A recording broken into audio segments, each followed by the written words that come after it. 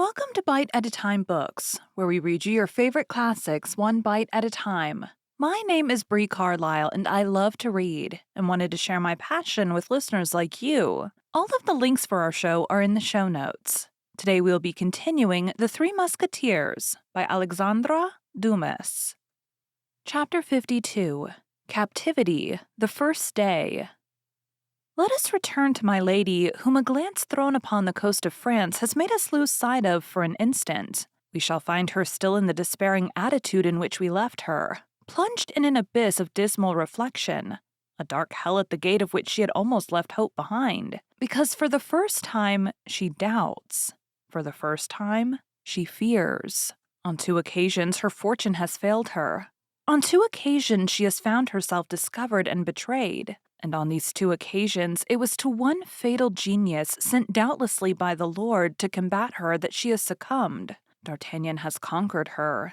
Her, that invincible power of evil. He has deceived her in her love, humbled her in her pride, thwarted her in her ambition, and now he ruins her fortune, deprives her of liberty, and even threatens her life. Still more, he has lifted the corner of her mask, that shield with which she covered herself and which rendered her so strong. D'Artagnan has turned aside from Buckingham, whom she hates as she hates everyone she has loved.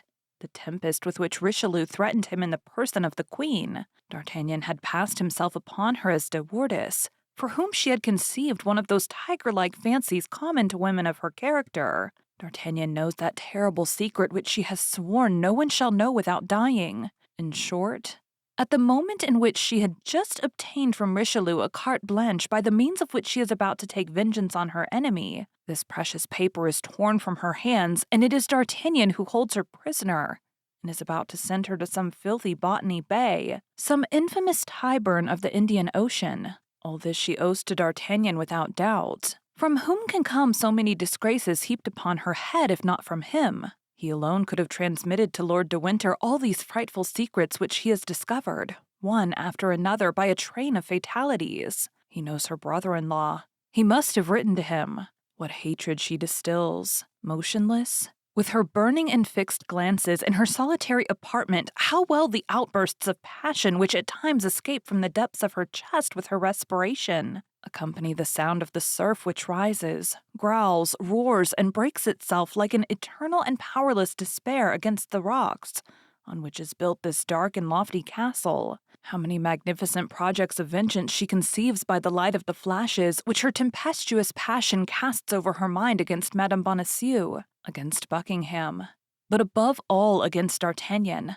Projects lost in the distance of the future. Yes, but in order to avenge herself she must be free, and to be free, a prisoner has to pierce a wall, detach bars, cut through a floor, all undertakings which a patient and strong man may accomplish, but before which the feverish irritations of a woman must give way. Besides, to do all this time is necessary. Months, years, and she has 10 or 12 days, as Lord de Winter, her fraternal and terrible jailer, has told her. And yet, if she were a man, she would attempt all this and perhaps might succeed.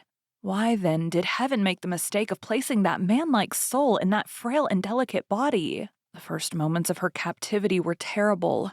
A few convulsions of rage which she could not suppress paid her debt of feminine weakness to nature, but by degrees she overcame the outbursts of her mad passion, and nervous tremblings which agitated her frame disappeared, and she remained folded within herself like a fatigued serpent in repose. Go to! I must have been mad to allow myself to be carried away so, says she, gazing into the glass which reflects back to her eyes the burning glance by which she appears to interrogate herself. No violence. Violence is the proof of weakness. In the first place, I have never succeeded by that means. Perhaps if I employed my strength against women, I might perchance find them weaker than myself, and consequently conquer them. But it is with men that I struggle, and I am but a woman to them. Let me fight like a woman, then. My strength is in my weakness. Then, as if to render an account to herself of the changes she could place upon her countenance, so mobile and so expressive, she made it take all expressions from that of passionate anger which convulsed her features, to that of the most sweet, most affectionate, and most seducing smile. Then her hair assumed successively under her skillful hands all the undulations she thought might assist the charms of her face. At length she murmured, satisfied with herself. "Come, nothing is lost. I am still beautiful." It was then nearly 8 o'clock in the evening. My lady perceived a bed. She calculated that the repose of a few hours would not only refresh her head and her ideas, but still further her complexion. A better idea, however, came into her mind before going to bed. She had heard something said about supper. She had already been an hour in this apartment. They could not long delay bringing her a repast. The prisoner did not wish to lose time, and she resolved to make that very evening some attempts to ascertain the nature of the ground she had to work upon, by studying the characters of the men to whose guardianship she was committed. A light appeared under the door. This light announced the reappearance of her jailers. My lady, who had arisen, threw herself quickly into the armchair, her head thrown back, her beautiful hair unbound and disheveled, her bosom half bare beneath her crumpled lace, one hand on her heart and the other hanging down. The bolts were drawn. The door groaned upon its hinges. Steps sounded in the chamber and drew near. "Place that table there," said a voice, which the prisoner recognized as that of Felton. The order was executed. "You will bring lights and relieve the sentinel," continued Felton. And the double order which the young lieutenant gave to the same individuals proved to my lady that her servants were the same men as her guards, that is to say, soldiers. Felton's orders were for the rest executed with a silent rapidity that gave a good idea of the way in which he maintained discipline. At length Felton, who had not yet looked at my lady, turned toward her. Ah, said he, "she is asleep. That's well. When she wakes up, she can sup." And he made some steps toward the door. "But my lieutenant," said a soldier, less stoical than his chief, and who had approached my lady, "this woman is not asleep." "What? Not asleep?" said Felton. "What is she doing, then?" "She has fainted. Her face is very pale, and I have listened in vain. I do not hear her breathe." "You are right," said Felton, after having looked at my lady from the spot on which he stood without moving a step toward her. "Go and tell Lord de Winter that his prisoner has fainted. For this event not having been foreseen, I don't know what to do." The soldier went out to obey the orders of his officer. Felton sat down upon an armchair which happened to be near the door and waited without speaking a word, without making a gesture. My lady possessed that great art, so much studied by women, of looking through her long eyelashes without appearing to open the lids. She perceived Felton, who sat with his back toward her. She continued to look at him for nearly 10 minutes, and in these 10 minutes the immovable guardian never turned round once. She then thought that Lord de Winter would come, and by his presence give fresh strength to her jailer. Her first trial was lost. She acted like a woman who reckons up her sources. As a result, she raised her head, opened her eyes, and sighed deeply. At this sigh, Felton turned round. "Ah, you are awake," he said. "Then I have nothing more to do here. If you want anything, you can ring." "Oh, my God, how I have suffered," said my lady, in that harmonious voice which, like that of the ancient enchantresses, charmed all whom she wished to destroy, and she assumed, upon sitting up in the armchair, a still more graceful and abandoned position than when she reclined. Felton arose. "You will be served thus, madame, 3 times a day," said he. "In the morning at 9 o'clock, in the day at 1 o'clock, and in the evening at 8. If that does not suit you, you can point out what other hours you prefer, and in this respect your wishes will be complied with." "But am I to remain always alone in this vast and dismal chamber?" asked my lady. "A woman of the neighborhood has been sent for, who will be tomorrow at the castle and will return as often as you desire her presence." "I thank you, sir," replied the prisoner humbly. Felton made a slight bow and directed his steps toward the door. At the moment he was about to go out, Lord de Winter appeared in the corridor, followed by the soldier who had been sent to inform him of the swoon of my lady. He held a vial of salts in his hand. "Well, what is it? What is going on here?" said he, in a jeering voice on seeing the prisoner sitting up and Felton about to go out. "Is this corpse come to life already? Felton, my lad, did you not perceive that you were taken for a novice, and that the first act was being performed of a comedy of which we shall doubtless have the pleasure of following out all the developments?" "I thought so, my lord," said Felton, "but as the prisoner is a woman after all, I wish to pay her the attention that every man of gentle birth owes to a woman, if not on her account, at least on my own." My lady shuddered through her whole system.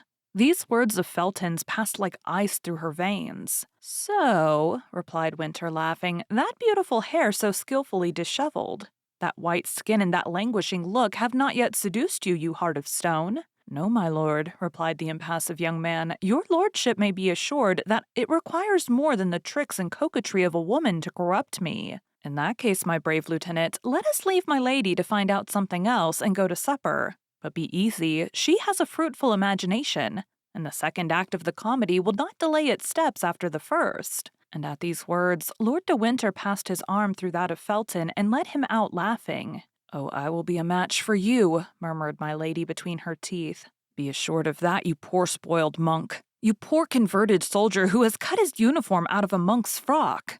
By the way," resumed de Winter, stopping at the threshold of the door, "you must not, my lady, let this check take away your appetite. Taste that fowl and those fish. On my honor, they are not poisoned. I have a very good cook, and he is not to be my heir. I have full and perfect confidence in him. Do as I do. Adieu, dear sister, till your next swoon." This was all that my lady could endure. Her hands clutched her armchair. She ground her teeth inwardly. Her eyes followed the motion of the door as it closed behind Lord de Winter and Felton. And the moment she was alone, a fresh fit of despair seized her. She cast her eyes upon the table, saw the glittering of a knife, rushed toward it and clutched it. But her disappointment was cruel. The blade was round and of flexible silver. A burst of laughter resounded from the other side of the ill-closed door, and the door reopened. "Ah, ha, ha!" cried Lord de Winter. "Ha, ha!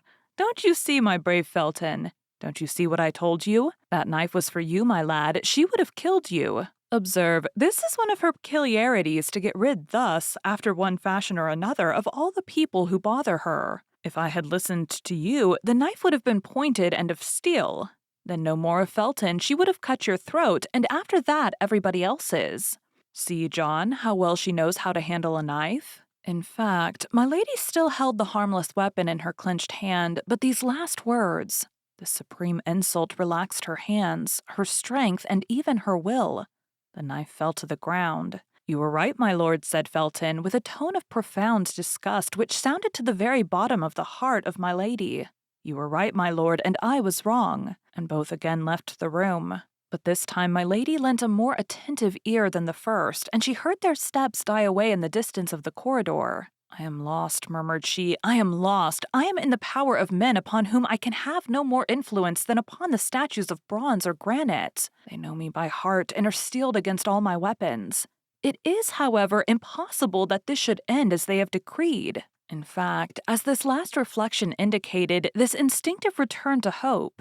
Sentiments of weakness or fear did not dwell long in their ardent spirit. My lady sat down to table, ate from several dishes, drank a little Spanish wine, and felt all her resolution return. Before she went to bed, she had pondered, analyzed, turned on all sides, examined on all points the words, the steps, the gestures, the signs, and even the silence of her interlocutors. And of this profound, skillful, and anxious study, the result was that Felton, everything considered, appeared the more vulnerable of her two persecutors. One expression above all recurred to the mind of the prisoner. "If I had listened to you," Lord de Winter had said to Felton. Felton, then, had spoken in her favor, since Lord de Winter had not been willing to listen to him. "Weak or strong," replied my lady, "that man has, then, a spark of pity in his soul. Of that spark I will make a flame that shall devour him. As to the other, he knows me. He fears me, and knows what he has to expect of me if ever I escape from his hands. It is useless, then, to attempt anything with him. But Felton? That's another thing. He is a young, ingenious, pure man who seems virtuous. Him there are means of destroying." And my lady went to bed and fell asleep with a smile upon her lips. Anyone who had seen her sleeping might have said she was a young girl dreaming of the crown of flowers she was to wear on her brow at the next festival. Thank you for joining Bite at a Time Books today, while we read a bite of one of your favorite classics. All of the links for our show are in the show notes. We are part of the Bite at a Time Books Productions Network. If you ever wondered what inspired your favorite classic novelists to write their stories, what was happening in their lives or the world at the time, check out Bite at a Time Books Behind the Story, Tuesdays wherever you listen to podcasts. Again, my name is Bree Carlile, and I hope you come back tomorrow while we take the next bite of the Three Musketeers.